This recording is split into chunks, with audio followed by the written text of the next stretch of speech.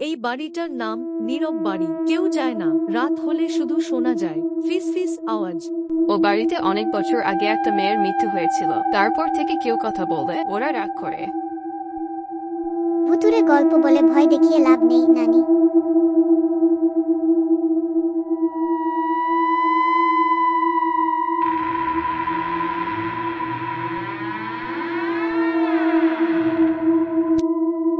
কে কে ওখানে?